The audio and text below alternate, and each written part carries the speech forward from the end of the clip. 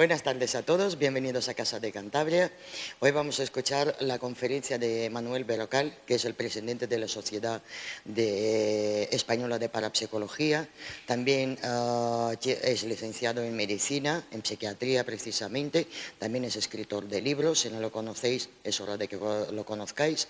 Pero los que conocen a Manuel Berrocal ya saben sus aptitudes. Lo que quiero resaltar es como yo conozco a Manuel Berrocal. Manuel Berrocal es una enciclopedia andante. Pase lo que pase, yo cuando no quiero leer algo pregunto a Manuel cómo es y él me cuenta cómo es. O sea, no tengo que leer muchos libros porque sabe de todo. Entonces, esperamos que hoy comparta sus conocimientos con nosotros. Damos un aplauso a...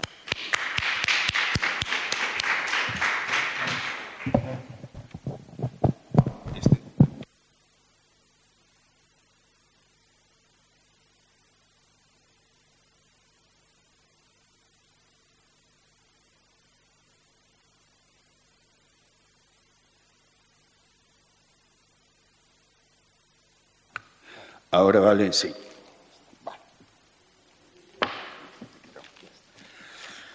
Bueno, buenas tardes. Lo primero, de parte de José Juan Montejo, pediros disculpas que no ha podido venir él.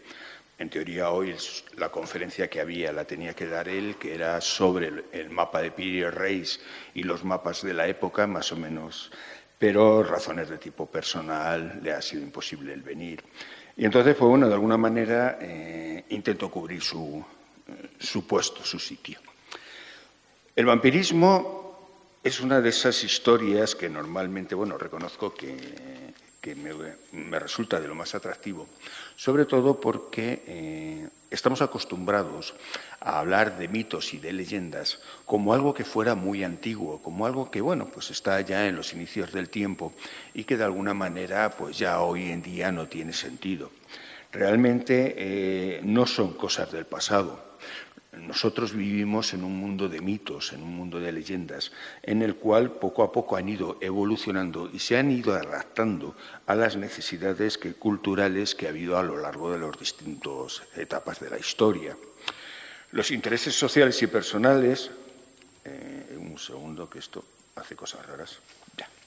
Los intereses sociales y personales hacen que la mitología se vaya adaptando poco a poco con el tiempo. No es lo mismo, sin duda alguna, esa imagen que tenían de los fantasmas, de los dioses o incluso de elementos que no entendemos muy bien, que hoy en día puedan asociar al concepto de mitos como son los ovnis, de que en un momento determinado se han ido readaptando en función de la cultura y las explicaciones que han sufrido a lo largo del tiempo todos estos fenómenos. Por ejemplo, si hablamos de algo tan poco asociado como podamos considerar al mito, como son los ovnis, es curioso ver cómo originariamente todos venían hechos de tornillos y remaches, y hoy en día son entidades casi lumínicas y espirituales. Es decir, la evolución cultural que se ha producido a lo largo de todos estos años a nivel de estas creencias han hecho sin duda alguna que cada vez más elementos como los ovnis no tengan nada que ver con lo que originariamente eran. Por lo tanto, imaginaros lo que puede ocurrir con procesos como son directamente los mitos más establecidos, como son en un momento determinado el vampirismo. A lo largo de sus inicios hasta hoy ha ido cambiando tanto su imagen que, aunque hoy queramos seguir hablando de esos vampiros más o menos decimonónicos que existían, que decían que existían en su momento, tenemos un gran problema, y es que no tienen nada que ver con nuestra imagen actual.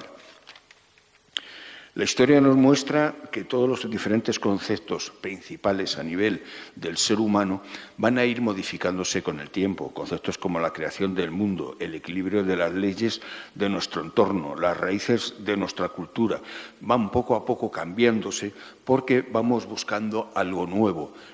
Los conocimientos que van entrando dentro de nuestra sociedad van haciendo sin duda alguna que esas ideas originarias hoy no tengan nada que ver con lo que en su momento tenemos en nuestros días.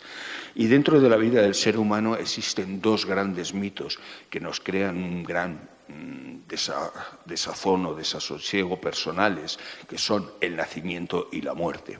Son dos estructuras, dos actos mágicos que sin duda alguna no llegamos a entender excesivamente y que van a ser la base para toda una mitología a través de la historia, fundamentada en todo tipo de explicaciones religiosas, culturales y sociales, que han llegado a dar conceptos que hoy los aceptamos como elementos básicos, como si fueran algo con una base real, pero que sin duda alguna no han sido nada más que eso, leyendas o mitos basados en nuestros propios miedos. Estos dos pasos son principalmente asociados a un concepto, y es al hecho de la trascendentalidad, que significa el ciclo de la sangre. La sangre es un elemento que está asociado directamente a la vida. Desde los inicios de la humanidad está claro que cuando alguien perdía la sangre, directamente perdía la vida. Por lo tanto, estamos hablando de que esa sangre está asociada a un concepto muy concreto, que es el de ser el vehículo de la propia esencia de la vida. La fuerza vital que nos mantiene y que nos diferencia muchas veces a la hora de actuar de otras entidades que pueda haber en el mundo, como puedan ser en un momento determinado los vegetales, van a determinar que los mitos que se mostraban fueran principalmente basados en ese concepto de la sangre. La sangre de los dioses tenía una característica por encima de todo, y era que daba el conocimiento a los hombres.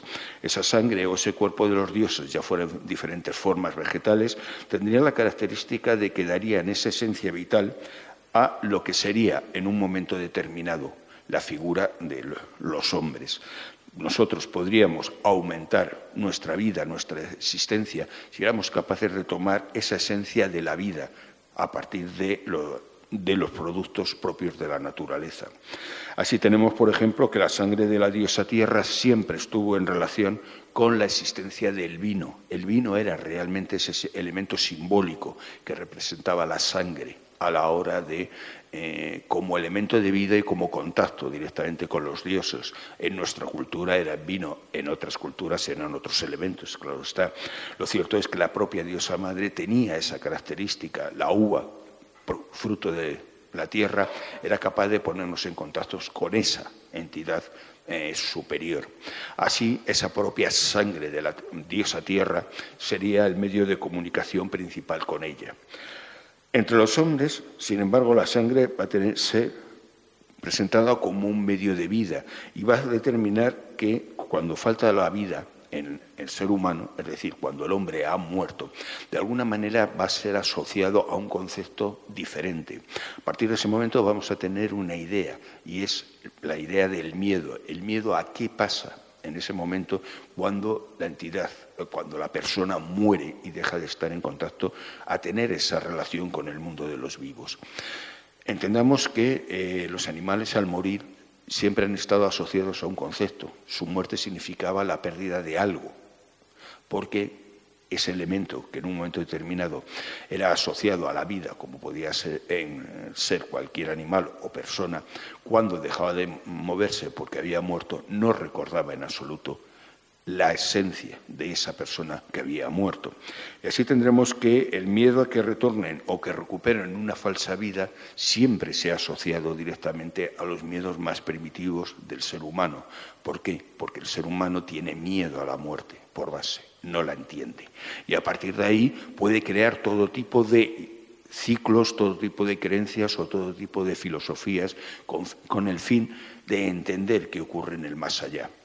Pero cuando no entendemos algo, directamente tenemos el hecho de que esos seres que una vez muertos dentro de este mundo, que pueden, en teoría, seguir conviviendo con nosotros, en algunos casos necesitarán esa esencia de vida, esa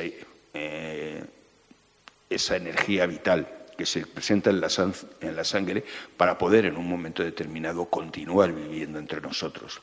Y esa idea es la que le figura ese espíritu errante o en un momento determinado, o esas entidades que posteriormente serían satanizadas como las brujas, que necesitarían de alguna manera esa esencia vital en forma de la sangre para poder mantener su vida entre nosotros. La mezcla de la figura de de estos señores en un momento determinado, estas entidades espirituales que necesitarían esa esencia vital para mantener su corporalidad entre nosotros, se asocia al hecho de que esa esencia vital en la sangre ha sido asociada desde el principio del hombre a que el ingerir dicha esencia vital, es decir, la sangre, alargaría en un momento determinado la propia vida. Así vamos a tener a lo largo de la historia infinidad de personajes que, basándose en el poder que ellos tenían, se permitían el lujo de utilizar la sangre como un supuesto medio de continuidad de su vida. Así tenemos como Tiberio, que generalmente tenía la costumbre de bañarse con niños jóvenes para absorber la energía vital de los niños, muchas veces utilizó la sangre como un medio para mantener supuestamente su juventud. O incluso tenemos personajes como Anastasio II, Papa de Roma, que en un momento determinado llegó a realizar los mismos actos, es decir, la utilización de la sangre para conseguir mantener una supuesta juventud que no tenía. Tenemos que este señor llegó a morir realizando directamente el acto sexual con una niña esclava que evidentemente la experiencia fue superior a su capacidad de aguante por el corazón, ¿no? Luego estamos hablando de que ese concepto de que el ser humano puede continuar su vida basándose en esa energía vital que está en la sangre es un concepto que se pierde en los inicios de la historia.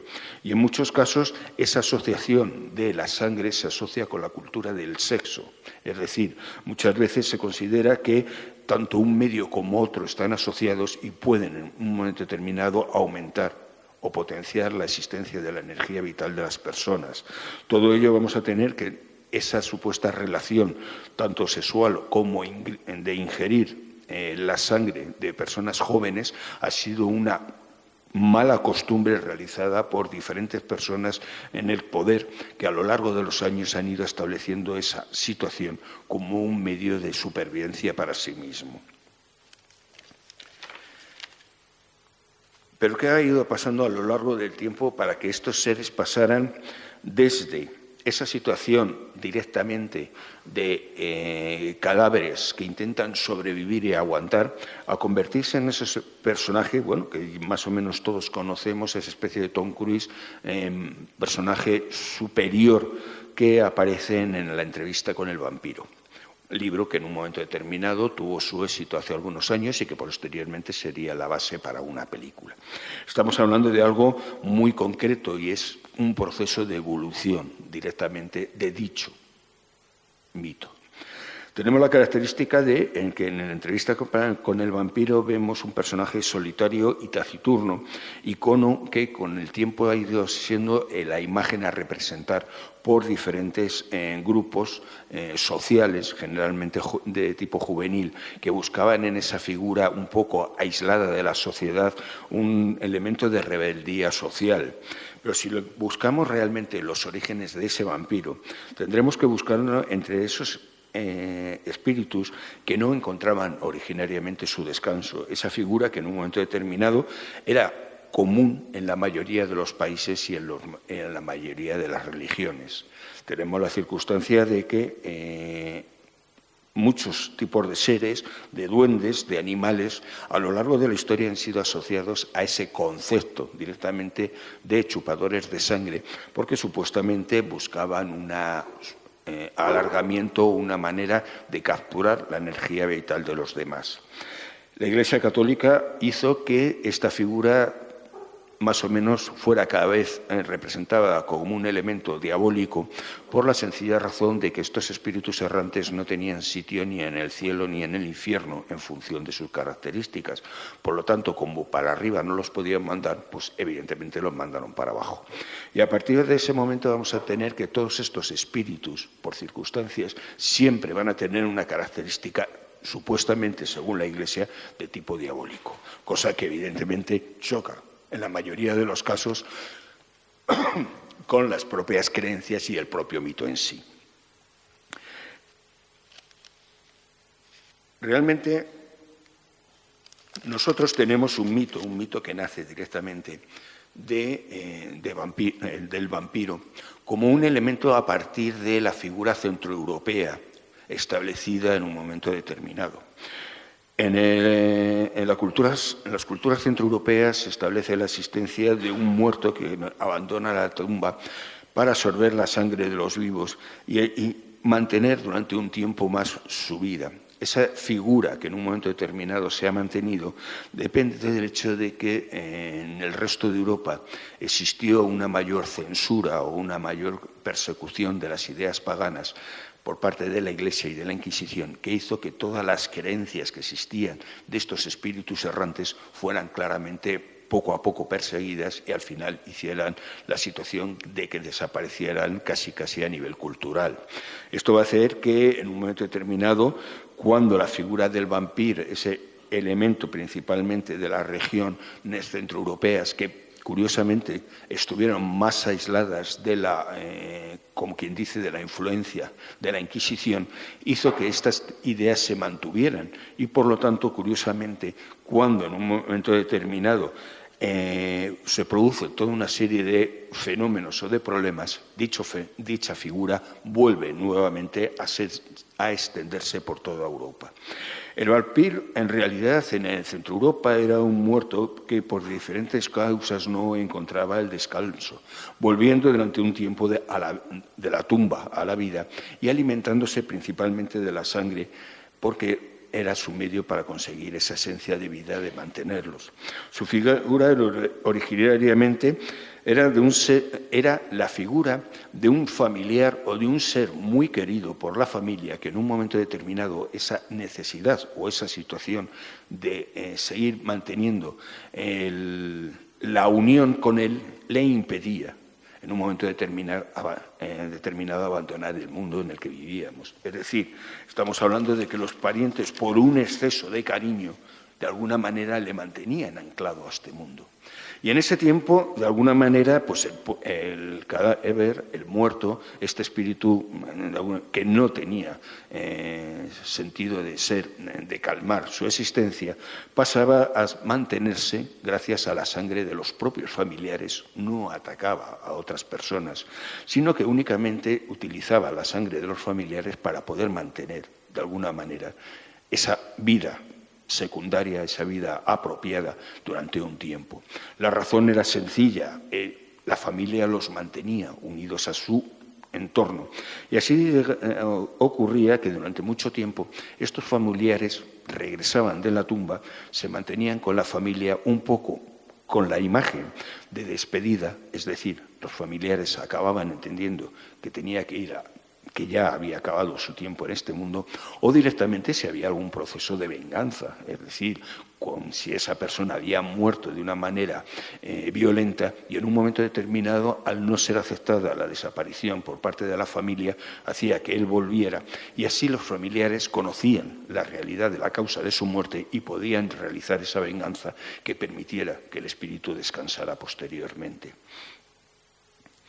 Pero tenemos el inconveniente de que, claro, la Iglesia Católica se extendió por toda Europa. Al final llegó a estas zonas, principalmente de Hungría, y poco a poco fue cambiando el concepto, de tal manera que tanto la figura de Polonia y Rusia, directamente que sería el vampiro, o la zona de Hungría, que sería más el burdolak, irían cambiando poco a poco su estructura para convertirse en elementos malignos, en elementos que supuestamente vivirían a costa de la sangre de los demás. Sin duda alguna, la figura queda perfectamente ya tras la influencia de la Inquisición en la novela de la familia Burdolak de Alexei Tolstoy. En ella se muestra claramente cómo un padre vuelve de la tumba directamente convertido en vampiro porque para vengarse de sus familiares que han deseado su muerte. Durante los siglos XVI y XVII esta figura, sin duda alguna, empieza a extenderse por toda Europa. La razón de ellas es la existencia de las pestes, de las epidemias de peste que existen a lo largo del siglo XVI y XVII. Estas epidemias van a hacer que muchas personas de zonas bastante aisladas del centro Europa, que en un momento determinado mantenían estas creencias, vayan a dirigirse a zonas más pobladas principalmente las ciudades, buscando una supuesta, bueno, de alguna manera una seguridad a las enfermedades que sin duda alguna no tenían en sus zonas más apartadas. Curiosamente, aquello fue la causa por la que precisamente estas pestes se extendieron de forma masiva a lo largo de toda Europa, porque precisamente esas personas, al huir de las zonas donde estaban con peste a zonas con mayor población, lo único que hicieron fue aumentar el número de víctimas y creando un verdadero problema que arrasó, se habla en muchos casos del 60 o el 65% de la población europea. Estamos hablando de un problema muy importante y eso hizo que todas las creencias de estas personas llegaran hasta las grandes ciudades y entre ellas, claro, lógicamente, la figura del vampiro fue extendiéndose cada vez más por toda Europa. Esa característica, además, tuvo el problema de que durante todo este tiempo de las plagas, tanto de peste y de rabia que asolaron Europa, había el problema de la existencia de los enterramientos prematuros. Muchas personas eran arrojadas a la tumba antes de estar muertas, precisamente porque los conocimientos médicos llegaban a controlar muy poco estas cosas y tenían muy poca base para entender qué es lo que estaba pasando allí. La realidad es que todas estas personas potenciaron de alguna manera la imagen de los supuestos vampiros porque algunos salían de la tumba y lo cual producía realmente una respuesta social alarmante en todos los aspectos. El fenómeno de los enterramientos prematuros durante las pestes fue algo tan sumamente horrible como que se habla de que muchas veces entre el 10 y el 15% eran enterrados antes de haber fallecido. O sea, estamos hablando de cantidades inmensas de gente que en un momento determinado, muchos murieron al ser enterrados, pero otros intentaron salir, con lo cual crearon una mayor sensación de terror en el mundo, porque ya no solamente era el terror a la peste, sino que encima los muertos no se estaban quietos. Así el vampiro se establece en Europa poco a poco y esa figura que había venido directamente desde las zonas centrales de Europa se va extendiendo cada vez más. Ya no es el vampiro, ese vampiro familiar que en un momento determinado quería aguantar un poquito más en este mundo, sino ya es la figura inquisitorial, esa figura que en un momento determinado los movimientos religiosos, ya sean católicos, protestantes, calvinistas y demás, van a encontrar esa figura diabólica porque, como os decía, todos estos espíritus, todas estas entidades no sabían qué hacer con ellos y como para arriba no podían mandarlos, pues lógicamente todo era diabólico, así que su razonamiento era sencillo y establecido.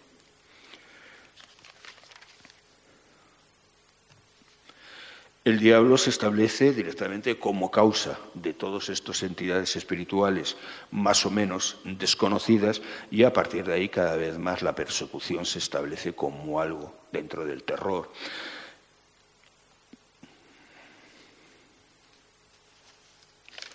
Vamos a hablar a su vez que durante todo este tiempo esta figura ya tan extendida de supuestamente capaz de tomar la sangre como para poder sobrevivir, se aúna a una nueva figura que llega directamente de América, la figura del murciélago vampiro.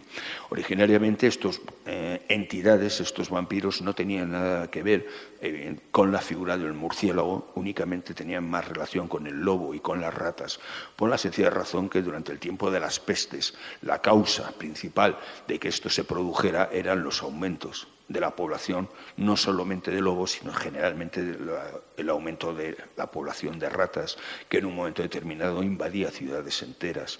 Esa peste negra era la causa de todas esas muertes y estaban asociadas a la figura de la rata, por lo cual durante siglos el vampiro se asoció y se le dio esa supuesta capacidad de ser un espíritu, de ser una entidad asociada a los lobos o de ser una entidad capaz de controlar a las ratas, figura que sin duda alguna luego posteriormente sería utilizada más en el cine, figuras como la película del Nosferatu, que en la literatura que iría evolucionando este concepto, ¿no? Así vamos teniendo que toda esta fantasía que se ha ido creando, todo este fantasma que en un momento determinado es capaz de mantenerse con una entidad corporal entre nosotros, poco a poco va a ir creando toda una serie de nueva mitología creada en el miedo. El vampiro será directamente perseguido y se le perseguirá de las formas más curiosas y variopintas. El soltar un caballo, por ejemplo, virgen en medio del cementerio, era uno de los medios principales a nivel centroeuropeo, porque ese supuesto caballo virgen iba hasta las tumbas de los vampiros, donde directamente golpeaba fuertemente dicha tumba. Bueno, no sabemos si, si existía el vampiro, si el caballo era capaz de encontrar algo diferente que lo llevara hasta allí, pero lo que sí estaba claro es que aquello era considerado casi como una prueba de fuego. En el momento en que aquel vampiro era localizado, lo primero que se le hacía era clavarle a la tumba, pero se le clavaba con una lanza. No era que se le clavara directamente una estaca en el corazón, como hoy en día nos cuentan las películas, sino lo que se le hacía es se la clavaba directamente al suelo para evitar que en un momento determinado pudiera desplazarse. E incluso para evitar más que ese desplazamiento fuera posible, se le cortaba la cabeza. Y así, aunque el cuerpo se levantara, como no tenía cabeza, era incapaz de orientarse y de dirigirse a atacar a otras personas. Esos conceptos originales, con el tiempo, van a crear toda una falsa mitología que van a hacer poco a poco que no tenga sentido. Porque, claro, realmente la figura del vampiro se va alimentando de todos los mitos previos que han sido causa de todas esas entidades espirituales, de duendes, de brujas, como decíamos, que en un momento determinado la Inquisición quiso asociar a ellos. Y entonces pues tenemos la característica de que, por ejemplo, ciertos tipos de duendes, que en un momento determinado tú eras capaz de controlarlos haciendo algo tan característico como echar un puñado de granos de trigo en un camino, el duende llegaría, empezaría a recoger los granos de trigo y cuando tuviera la mano llena se le caerían, volviendo otra vez a empezar a contar los granos de trigo. Es decir, su desarrollo cultural y su desarrollo mental no daba por mucho. Lo cierto, la gracia es que el vampiro, sin embargo, hace lo mismo. Es decir, que si tú ves como su origen proviene de esa figura de los duendes anteriores y en algunos sitios, en particular del trasgo, tienes la característica de que si tú tiras trigo en el suelo, en un camino, el vampiro se dedicará a ir recogiendo los granos de trigo hasta que se le llenen en la mano y se caigan. Y volverá otra vez a empezar, y así durante toda la noche hasta que le pille el amanecer y directamente desaparezca. Como comprenderéis, esos conceptos, pues hoy en día, claro, no los tenemos porque da un aspecto, francamente, de tonto al vampiro, que evidentemente no podría ser asociado a esa figura maligna que nos quieren colocar o vender, ¿no? Lo cierto es que, por ejemplo, tenemos el tema de que cuando la figura del vampiro llega a Japón y a China, lugar que curiosamente no existía, se produce el mismo proceso. Y es decir, la única diferencia es que allí en vez de tirar trigo, tiran arroz. ¿Por qué? Por lo que los espíritus de allí tenían el inconveniente de que si tú tirabas un puñado de arroz en ciertos caminos, se quedarían a recoger el arroz hasta que les pillara el nuevo día. O sea que son mitologías que de alguna manera a lo largo de los siglos se han ido manteniendo y han ido creando una evolución, de tal forma que en función de los intereses particulares de cada época, esa evolución ha ido desapareciendo cuando no ha sido correspondido.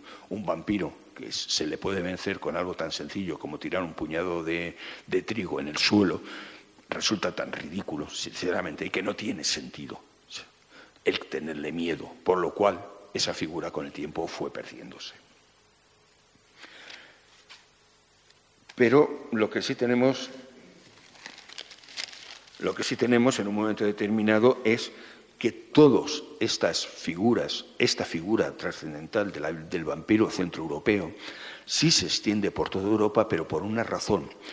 Porque tengamos en cuenta que todos los antecedentes existentes de fantasmas, de existencia de elementos en un momento determinado, como, pongamos, brujas o situaciones semejantes, habían sido totalmente desplazadas por la Inquisición, lo cual ocupan un espacio completamente vacío, nuevamente, pero con la referencia de que se hablaba que en su época existieron entidades semejantes, por lo cual el vampiro ocupa y se extiende de una manera muy importante en toda Europa, sobre todo por esa razón, por la coincidencia, por el sincretismo existente con creencias anteriores que en ese momento habían desaparecido.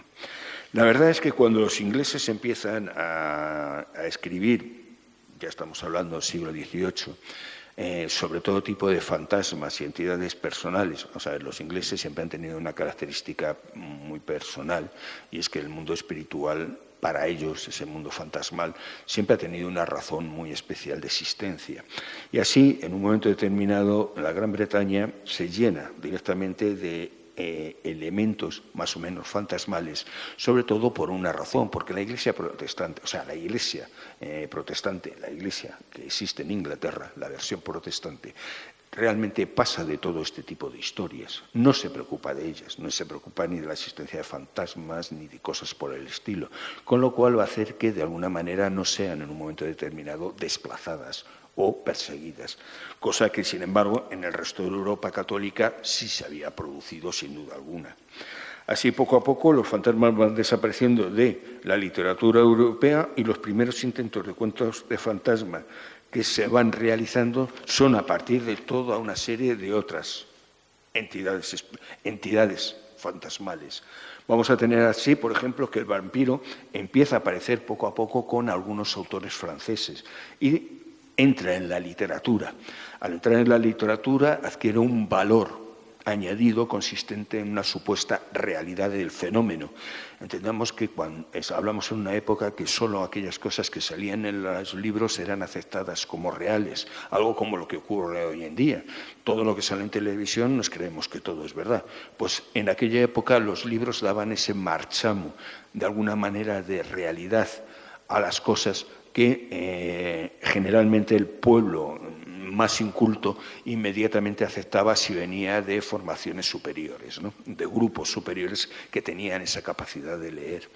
Los libros como El capitán de los lobos, de Dumas hijo, incluía ya un vampiro en su narración, o la figura de Carmila de Sheridan Le Fanu serían de los primeros conceptos que en un momento determinado aparecen como supuestas entidades que se dedican a chupar la sangre de otros seres vivos para mantener su vida, que es lo importante.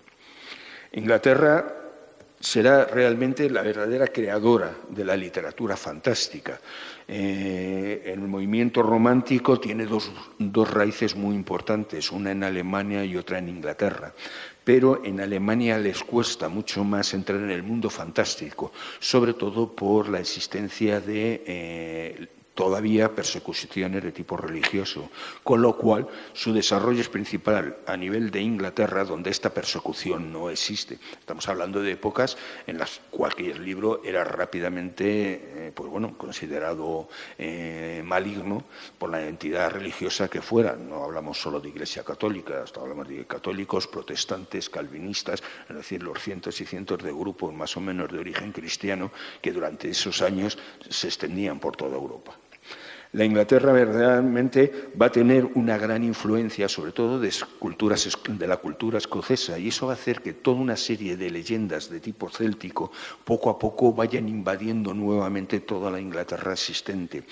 Así vamos a tener que se van a crear toda una serie de mitos que en un momento determinado van a tener una gran diferenciación entre el mundo supuestamente serio y culto y el mundo de recuperación romántica de su propia historia.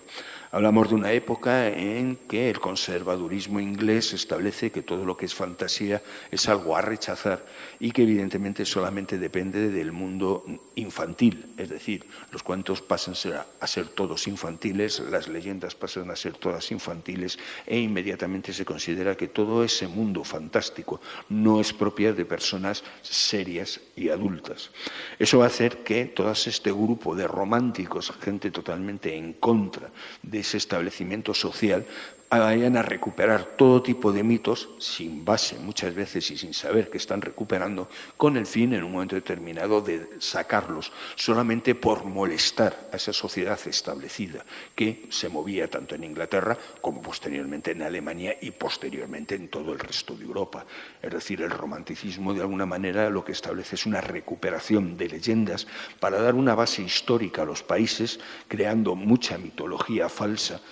Los celtas empiezan a ser, en vez de pequeños grupos en un momento determinado, perdidos a lo largo de Europa con pocos conocimientos, que no se sabía nada de ellos, se convierten en casi en superhéroes establecidos que se dedican a conquistar mundos etéreos que no sabemos ni de dónde los sacaban.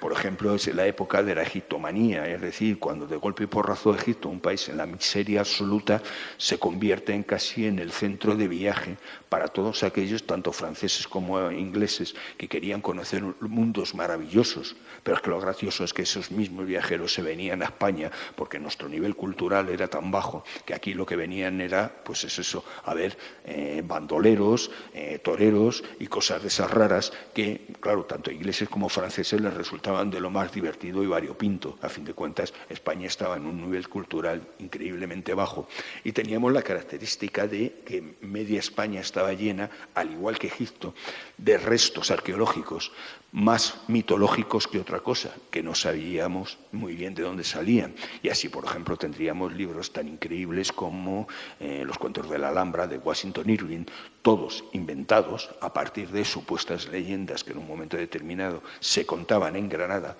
y que él escribió como si fueran verdaderamente hechos históricos de que habían pasado en Granada, en aquel edificio tan maravilloso que no entendía que los españoles lo utilizáramos para guardar cerdos y vacas.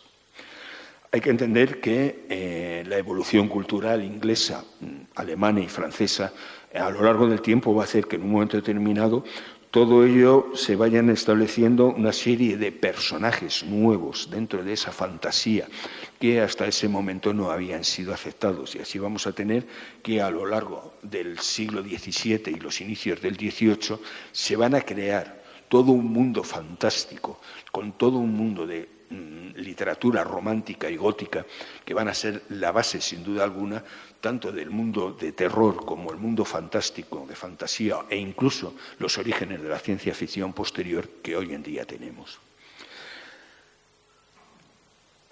En 1816, durante una noche que se hace famosa, en un edificio llamado Villa Diodati, junto al lago Lehmann, se produce un fenómeno que dará una gran base para el desarrollo en un momento determinado de lo que es la figura del vampiro. Esa noche se reúnen Lord Byron, Mary Shelley, el propio Shelley, Polidori, que era el médico personal de Byron, y la hermana de Mary Shelley. Esa noche deciden, en un momento determinado, entre todos, cada uno escribir un cuento de terror. Láudano los ya se había llevado. Láudano es el opio, disuelto en cierto tipo de bebidas alcohólicas, y eso, sin duda alguna, les hizo llegar a ciertos niveles de estados, embriagados, que hacía que todas las noches les encantara el leer historias de fantasmas, principalmente de origen francés. Muchas de esas historias les llegaron a ser tan sumamente atractivas que al final hicieron la competición de decir, vamos todos a escribir una historia, y una historia de fantasmas. La realidad es que, aquella situación no llegó a ser gran cosa. Shelley, en un momento determinado, nunca llegó a concluir su historia de fantasmas, como él la iba a titular. Byron nunca llegó a escribir nada directamente. Byron era la cosa más impersonal, iba a su aire completamente. Hoy te decía una cosa, mañana otra. Él se autoconsideraba un elegido de los dioses y, por lo tanto, sus palabras no tenían valor ninguno. La única que se lo tomó en serio fue Mary Shelley. Mary Shelley escribió una de las obras más importantes que hay en la literatura inglesa, que es Frankenstein. Frankenstein crearía un nuevo mundo fantástico dentro de ese romanticismo gótico, en el cual las novelas y las historias empiezan a tener una trascendencia. Ya no es el hecho del fantasma que quiere sobrevivir y que está haciendo y demás, no, ya hay un mensaje detrás. El monstruo de Frankenstein, el monstruo del doctor Frankenstein, es sin duda alguna la representación de dos grandes misterios. Por un lado, esa ciencia que empieza a establecer capaz de reproducir y de explicar todo lo que hay alrededor de nosotros. Y por otro lado, es el querer escapar de ese miedo establecido a la muerte. Ser capaces de entender que la muerte no sea el final.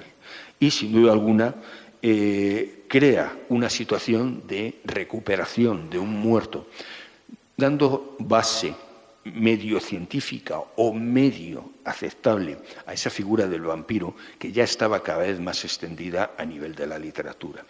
Pero el aldabonazo directamente a la figura del vampiro la da Polidori, el médico de Byron, quien, siendo un personaje curioso, homosexual enamorado eternamente del pobre Byron y que siempre quería imitarle en todos los conceptos. Lo cierto es que Byron decía aquella frase maldita de que Polidori consiguió parecerse a Byron, solo lo único que Byron no quería parecerse a Byron.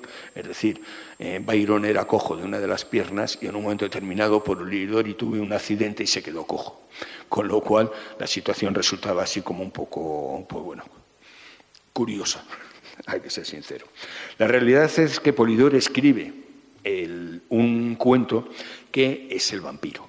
En él, directamente, Polidori, harto, como quien dice, del desprecio continuado que Byron hace de él, utiliza la imagen física de Byron para ese supuesto vampiro, de tal manera que a partir de ese momento los vampiros se convierten en personajes casi, pues bueno, socialmente bien vistos, muy atractivos, con una buena vestimenta, con una situación social importante. Es decir, a partir de ese momento Byron va a crear la imagen estereotípica del vampiro. Imagen que sin duda alguna pasaría a ser ya mucho más popular, sobre todo con un nuevo personaje, bueno, este sería Polidori, que sería con la novela que escribiría Bram Stoker de Drácula.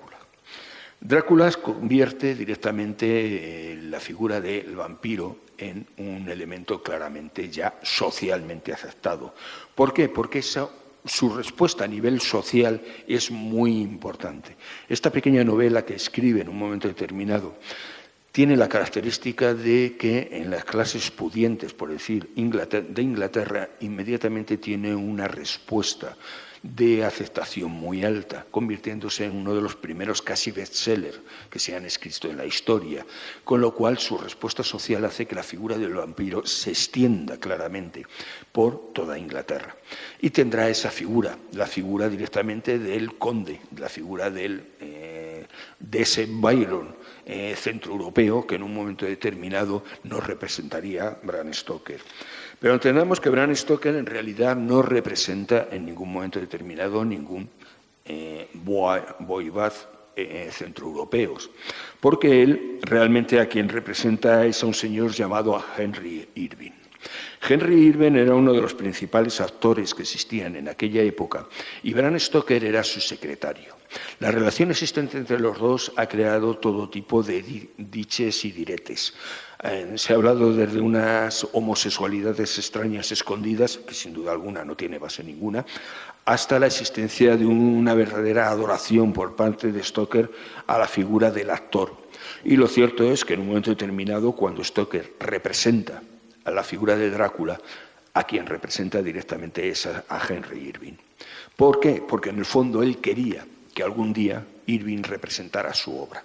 Lo cierto es que el propio Stoker adapta su propia novela a una obra de teatro que cuando Irving la ve directamente la rechaza porque era algo absolutamente ridículo. Aquel dolor que le produce a Stoker crea toda una serie de problemas posteriores, pero que sin duda alguna va a hacer que la figura ya de ese Drácula establecido como señor mayor, con un pelo canoso, con un porte casi aristocrático, sería la imagen que durante años volveríamos a tener y que ya no hemos perdido hasta relativamente en los últimos años. Lo cierto es que Stoker nunca estuvo en el centro de Europa. Hay muchos mitos contando de que si viajó al centro de Europa, de que si aprendió en sociedades secretas realmente inglesas sobre la simbología del vampiro. Bueno, todo eso son falsos mitos que se han ido creando con el tiempo. Entendamos que muchas veces la realidad es tan sencilla que no todo el mundo la quiere aceptar precisamente. La realidad es que Stoker conocía a una persona llamada Arminius van Bury, que era un folclorista húngaro y que durante mucho tiempo le estuvo contando todas esas historias del centro de Europa, la existencia de Vlad Dracul, ese supuesto voivod valaco, que sería la imagen posterior e histórica falsa del Drácula, de Stoker, es decir, toda esa mitología, todo ese elemento histórico que mete dentro de su novela para darle una base real, realmente procede de las conversaciones con Arminius. Nunca existió un viaje de Stoker a Centro Europa. Lo cierto es que Stoker creaba ya, de alguna manera, un nuevo sistema de literatura. No solamente la literatura de terror, sino se metía en ese concepto que hoy en día damos por base en muchos aspectos, que es la novela histórica. Es decir, utilizar datos reales en historias que no tienen nada que ver para darle una base y creer en un momento determinado que estamos vendiendo una figura real cuando detrás nunca ha habido nada.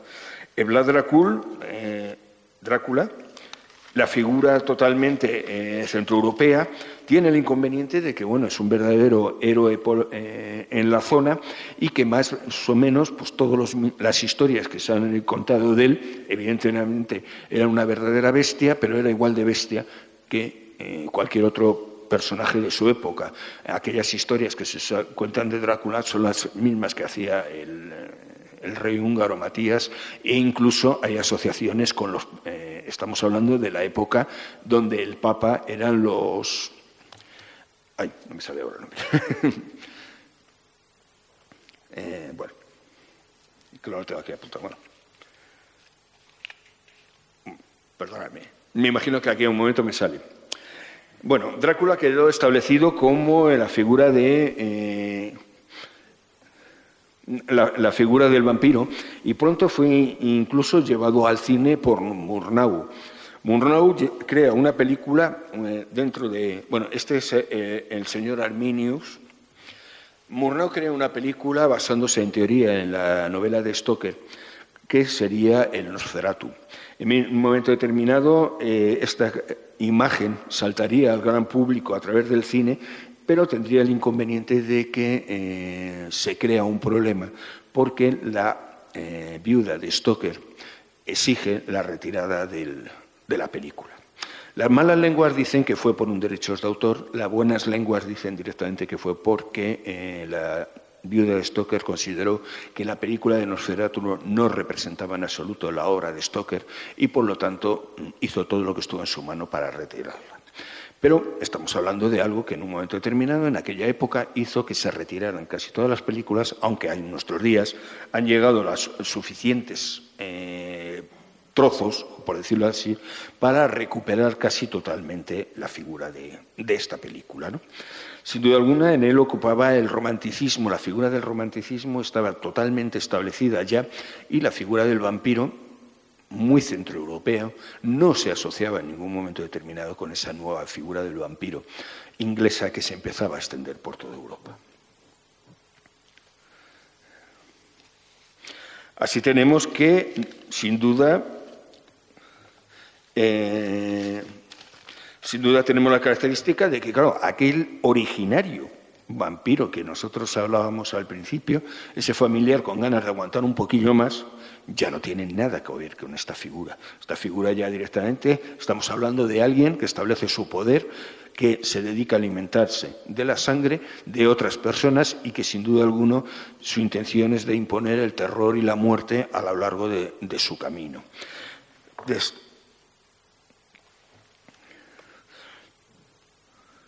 Esto establecía claramente que estas nuevas creencias poco a poco irán a tener la circunstancia de no ser ya rechazadas por un público en general, porque poco a poco se estableció la circunstancia de que el cine, a su manera, se convirtió en un medio de difusión tal que hacía que todo lo que se veía en el cine era inmediatamente aceptado como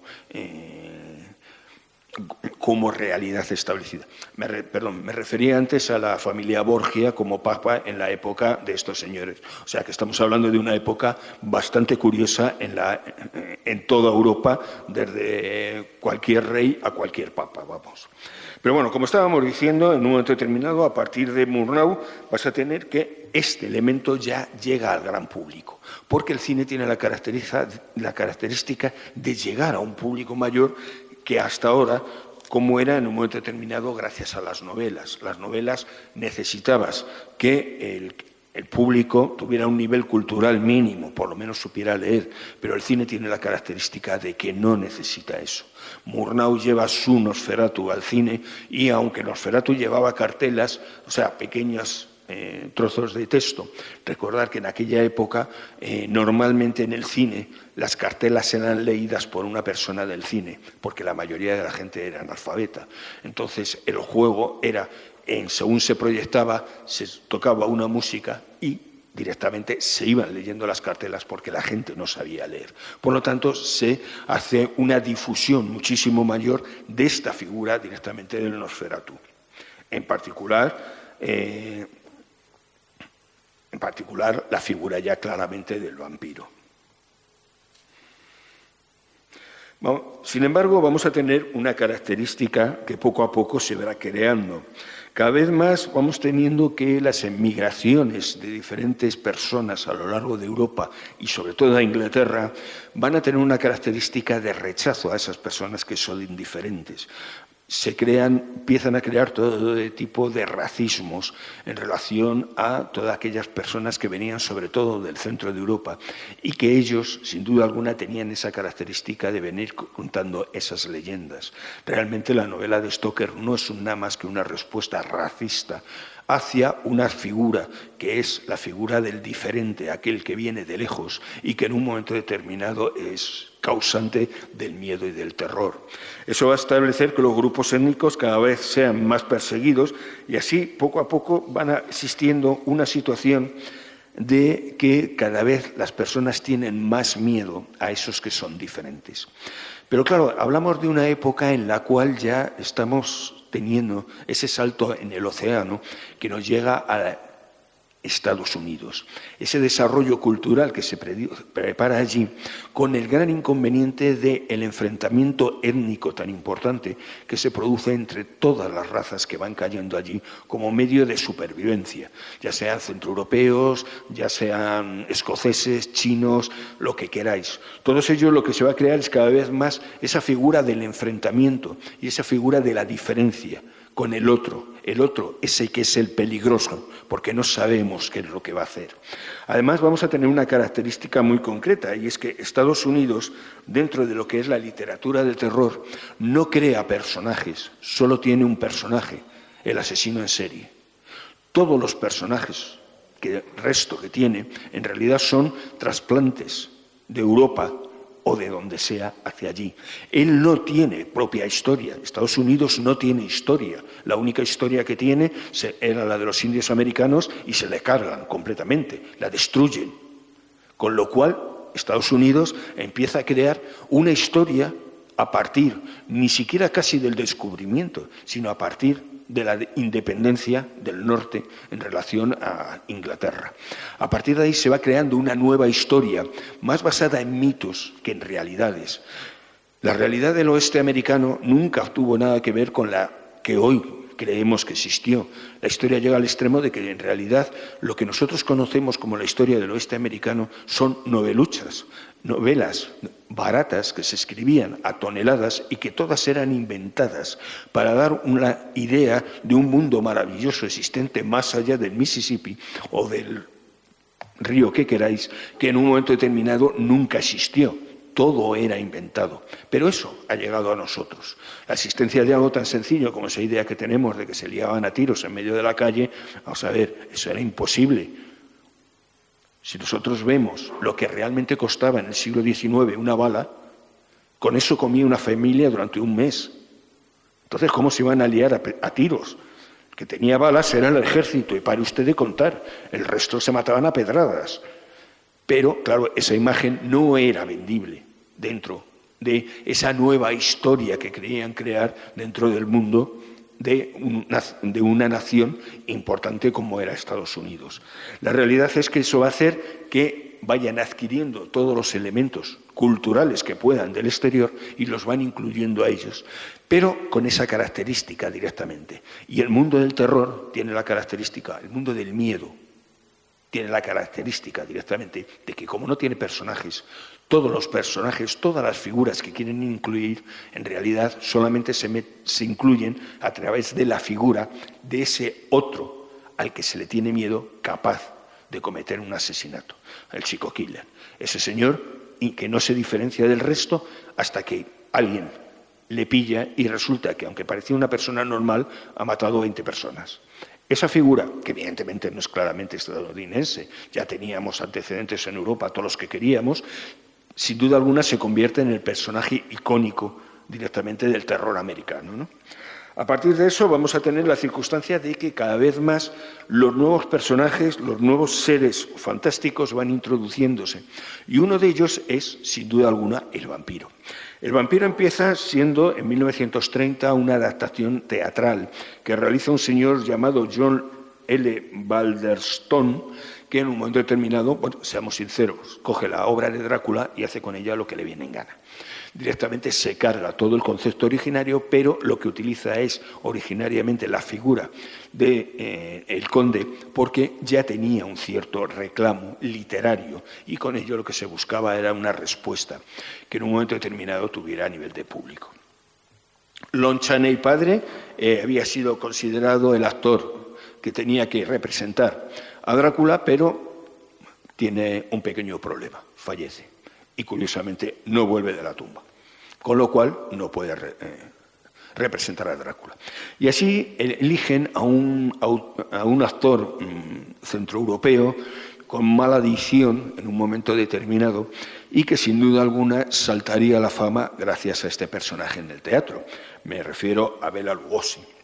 Bela Lugosi se convertiría en un mito asociado directamente al concepto del vampiro, al concepto de Drácula, y lo cierto es que aunque en su vida llega a representar casi 86 películas más, nadie se acuerda de ellas y solamente se acuerda de el Drácula directamente, que originariamente hace de personaje de teatro y que luego posteriormente sería llevado por Tom Browning a una película, convirtiéndose sin duda alguna en el símbolo ya del vampiro por excelencia.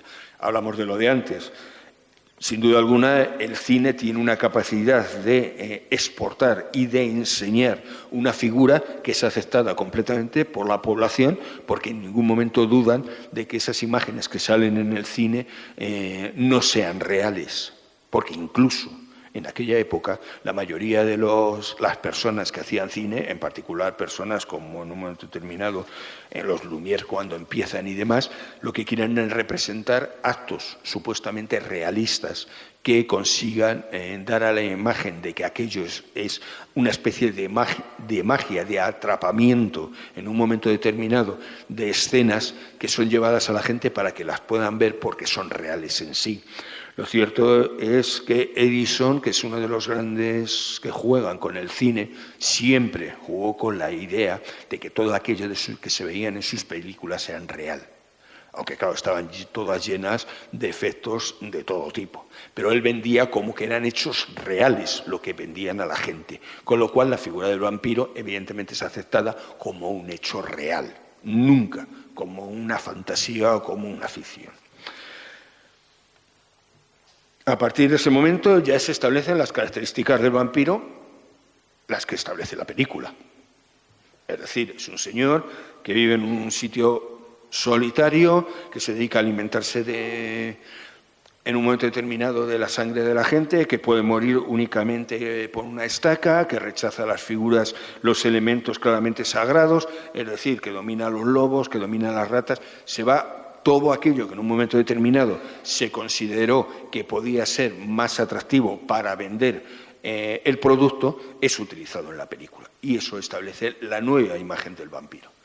Y tenemos el estereotipo ya establecido a partir de ese momento de que ese asesino en serie americano, que en realidad es un europeo emigrante, será el causante de todo tipo de muertes y de todo tipo de situaciones rechazables por la sociedad.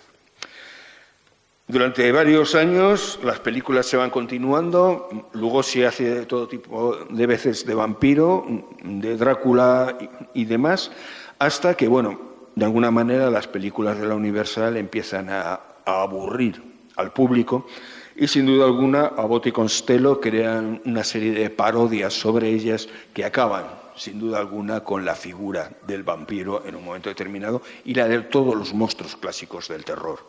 El ridículo de estos dos personajes llega a situaciones absolutamente denigrantes y, bueno, pues evidentemente tuvo su público porque su humor muy vasto y muy sencillo tenía una respuesta fácil entre la mayoría de la población americana que en un momento determinado, pues bueno, no tenían un nivel intelectual mínimamente interesante, ¿no? La realidad es que poco a poco el vampirismo, todos los monstruos del terror desaparecen en Estados Unidos, pero son recogidos por otros países. Rápidamente empezamos a tener vampiros mexicanos, vampiros chilenos, argentinos y españoles, para que vamos a decir otra cosa, con grandes diferencias. A partir de ese momento, cuando empiezan las películas mexicanas y sudamericanas dentro del vampirismo, ellas empiezan a cubrirse con otros nuevos elementos, cosas que hoy damos por base que sin duda alguna no nos habríamos dado cuenta. Por ejemplo, hasta que no empiezan los vampiros mexicanos no hay colmillos, cosa que nunca os habréis fijado. Bela Lugosi nunca enseña los colmillos. ¿Por qué? Porque la sociedad más o menos americana no permitía esas cosas de que hubiera un acto tan agresivo como de clavar los colmillos, que saliera la sangre, aparte de todas las connotaciones sexuales que llevamos años escuchando a partir de críticos de cine y demás, que en el fondo están proyectando sus necesidades, no es otra cosa.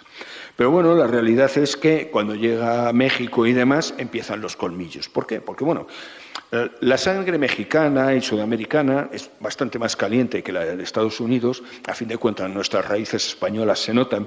Y eso va a hacer que rápidamente todas las señoras de estas películas no se caracterizan por su capacidad de actuación, sino por lo turgentes y llamativas que son. Con lo cual, todo ese fondo de tipo sexual empieza a subir a niveles absolutamente ya que en Estados Unidos nunca hubieran sido aceptados. Empiezan los colmillos, empieza la sexualidad descarada de todas estas señoras, que evidentemente unas son vampiras y otras son víctimas, dependiendo de las circunstancias, pero todo eso ya va cargando de sexualidad la figura del vampiro. Es decir, de un muerto que intenta sobrevivir, ahora tenemos una especie de Latin lover que se dedica a ir mordiendo señoras estupendas. La evolución sigue, con lo cual cada vez resulta que nos encontramos más perdidos del mito originario del vampiro. La circunstancia va a hacer que cada vez más esta figura vuelva nuevamente a Estados Unidos. Y claro, entendamos en un momento determinado que Estados Unidos en ningún momento se ha caracterizado por... El gobierno de los Estados Unidos se ha caracterizado por ayudar excesivamente a sus propios gobernados. Toda la situación que se produce durante los años 50 y 60 de manipulación a nivel por el gobierno de la información establecida, la utilización de las propias personas en medio de la calle en experiencias de todo tipo que años posteriormente han ido saliendo a la luz y que nos demostraron que, bueno, que el gobierno de los Estados Unidos en realidad consideraba a sus ciudadanos como elementos claramente dignos de experimentación para lo que les salía de las narices, va haciendo que cada vez más se mantenga una situación de inseguridad social, que va a hacer claramente que poco a poco todas estas figuras de terror vuelvan nuevamente, pero ya vuelven directamente como ese elemento, claramente ese vecino que no sabes muy bien quién es, pero que puede ser el causante de tu muerte. El asesino en serie, definitivamente. Ya no existe el conde transilvano, sino lo que existe es directamente figuras mucho más determinadas, como puedan ser en un momento determinado figuras de un señor que mantiene un sistema de vida rara y que no todo el mundo entiende. Y eso se asocia directamente a esa figura del asesino en serie. Poco a poco, cada vez más, los conceptos de religión, familia y valores morales se van poniendo en duda en Estados Unidos. ¿Por qué? Porque el propio gobierno hace que entre en duda toda esta situación.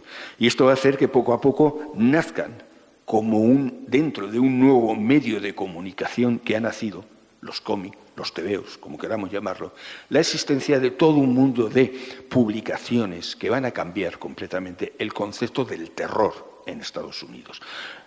Que se cambie allí es muy importante porque todo esto luego se exporta y se exporta al resto del mundo. Bill Gates, un señor que en un momento determinado, partiendo de una editorial, la EC, que era originariamente de entretenimiento y de enseñar todo tipo de actividades más o menos sociales, encuentra que eso ya no vende y es más divertido y más entretenido vender tebeos de terror. Y para ello crea un concepto nuevo en un momento determinado en el cual lo que vamos a tener son pequeñas historias con una serie de dibujantes absolutamente geniales y de guionistas que van a determinar que el espíritu más macabro, en un momento determinado, con todo un humor negro establecido, van a estar al alcance de todo el mundo. Estas publicaciones tienen una respuesta masiva impresionante y, sobre todo, principalmente en los chavales, en gente joven. Claro, inmediatamente estamos hablando de un país que tiene una característica. Cada vez más la juventud está más descontrolada y más descolocada. Les han vendido el mito aquel del sueño americano y lo que se encuentran es que no tienen manera ni de trabajar ni de sobrevivir, con lo cual inmediatamente empieza a aumentar los índices de delincuencia y de desadaptación social dentro de las grandes ciudades. Como Estados Unidos no van a considerar en ningún momento, el gobierno no va a considerar que su causa es su mala gestión, los tebeos son un buen medio al que echarle la culpa.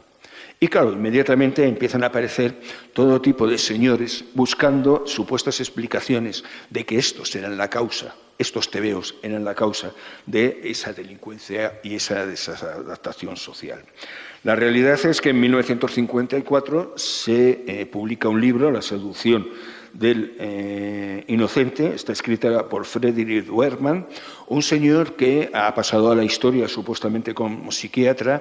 En realidad no hay referencia de tal. Lo cierto es que él sale de Alemania perseguido por pertenecer a lo que eran los grupos nazi y se esconde en Estados Unidos. Y pasado un cierto tiempo empieza a escribir sobre fenómenos de tipo social con claras tendencias de tipo nazi, evidentemente en el cual hay que separar a los jóvenes para educarlos claramente como si fueran juventudes nacionalistas y cosas por el estilo. Toda esa simbología que él quiere meter en Estados Unidos a través de sus libros y que lógicamente encuentran una respuesta inmediata en la prensa, una prensa amarillista que existía en Estados Unidos, esa que fue capaz de crear una falsa guerra entre España y Cuba para vender diarios, tienes la característica en un momento determinado de que, lógicamente, consigue toda la respuesta que él quería. Y así, él se mete directamente a justificar toda la existencia de fenómenos sociales que su causa ha sido esos supuestos tebeos increíbles. La realidad es que el señor Berman, en realidad, lo que vivía era de ser pastor en una iglesia baptista. Es decir, sus creencias eran de origen nacionalsocialista y, por otro lado, eran una concepción claramente religiosa. Con lo cual, lo que vendió fueron directamente todas sus necesidades personales a la hora de justificar y tener una actuación en contra de todo movimiento diferente a sus ideas. Tenemos el inconveniente de que este libro, claro, fue aceptado y creó toda una serie, una verdadera caza de brujas que acabó casi destruyendo la producción de tebeos en Estados Unidos. La realidad es que con el tiempo, todos estos tebeos originarios de terror desaparecieron el propio sistema creó un sistema de código que evitara situaciones como que no podían ser publicadas imágenes con zombies, es decir, muertos vivientes y cosas por el estilo, con el fin de tranquilizar de alguna manera al gobierno americano. La realidad es que, aunque todos estos seres desaparecen, entre comillas, existe un verdadero caldo de cultivo, ya se ha creado. Aquellos que vivieron estos tebeos, Tales of the Kid y el Bout Old Hound, van a ser los que con el tiempo volverían y crearían nuevamente esa figura que ya estaba establecida. Una figura de el vampiro, por ejemplo, no ya como el conde, como decíamos, sino como un señor que vivía directamente al lado de tu casa y que podía ser un enterrador, porque se dedicaban a actividades claramente que no eran socialmente muy admitidas, o podía ser el guarda en un momento determinado de un banco de sangre, o podía ser, es decir, teníamos la imagen de que el vampiro había pasado a ser tu vecino, en un momento determinado, simplemente un vecino un poco raro, hay que ser sincero. La realidad es que la sociedad americana siguió cada vez más cercando a esa juventud que tenía y llegó un momento en que la juventud explotó. En un momento determinado, la imposibilidad de tener un futuro hizo que el movimiento hippie arrasara completamente Estados Unidos y modificara no solamente los conceptos que estamos hablando, sino la manera de ver la vida completamente.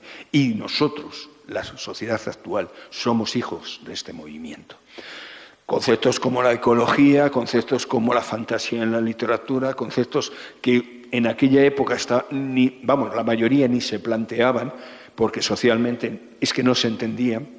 Hoy, si lo vivimos, es porque estos señores, estos jóvenes, en un momento determinado, deciden que la sociedad de sus padres no les gusta y tienen que buscar algo diferente. Y cambian todo, cambian la música, cambian el teatro, cambian la ciencia, cambian absolutamente todo. Y ese cambio, entre comillas, permite que hoy seamos quienes somos. Y hay que entenderlo así, porque sin duda alguna los cambios de todo lo que se va a producir van a tener una situación concreta, y es que todos esos cambios van a ser perseguidos, tanto por el gobierno como las instituciones religiosas en un momento determinado. ¿Por qué? Porque todos ellos van a tener una clara conciencia, y es que lo que antes estaba prohibido, ahora hay que hacerlo. Y vamos a tener la introducción directamente, pues ese mundo de las drogas que en un momento determinado es mal entendido. Vamos a tener la existencia de toda una literatura rompedora en un momento determinado con las ideas clásicas de la literatura, y vamos a tener algo muy concreto, y es la recuperación en un momento determinado de esos tebeos que cambiaron la manera de ver a una juventud. Y así un señor llamado Jim Warren crea toda una serie de revistas, pero en este momento hace una pequeña falsedad. Les coloca el apelativo de para adultos. Y así se salta ese supuesto código que impedía la publicación de estos tebeos. Y recupera exactamente la misma imagen que tenían las antiguas tebeos de Tales of the Kid. Los vampiros, los zombies, todos estos seres vuelven a ser cotidianos dentro del mundo de la juventud, porque aunque tiene un cartelito que dice que es para adultos, no se lo cree nadie. Y lo cierto es que se extiende nuevamente por la juventud.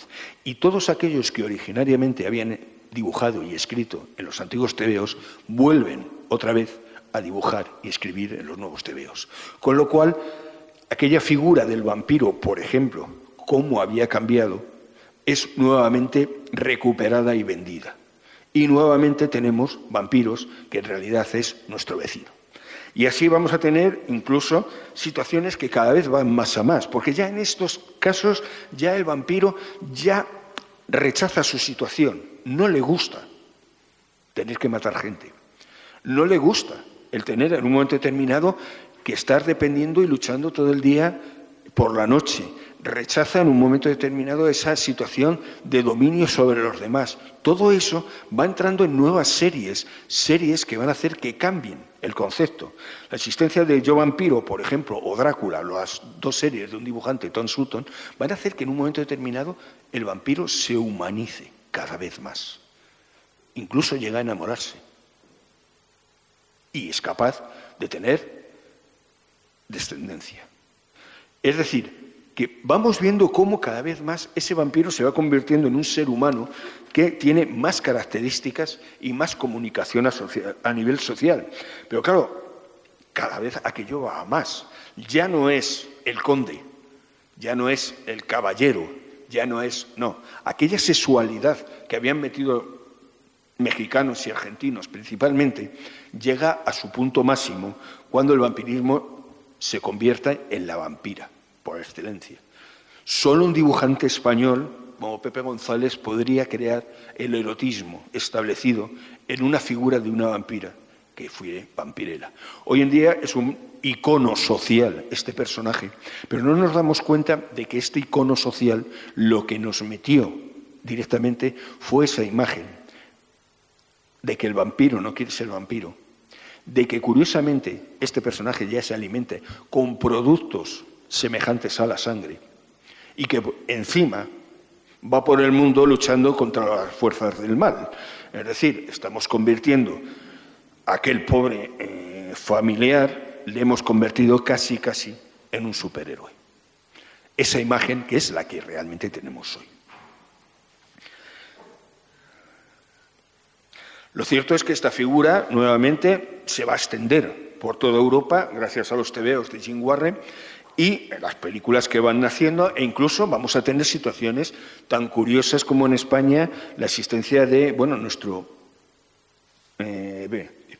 actor fetiche dentro del mundo del terror, Paul Naschy, que haría una película tan curiosa como es El gran amor del conde Drácula, en el cual llega a suicidarse porque ha perdido la mujer que quería. La humanidad llega a extremos absolutos. Así es como realmente empezamos a vivir lo que es el vampiro. Y a su vez cada vez más vamos teniendo circunstancias. Ese vampiro ya es social, ya está en el mundo. La gente ya lo acepta como algo normal. Y todos aquellos que quieren transgredir en un momento determinado la situación social existente van a coger esa imagen del vampiro.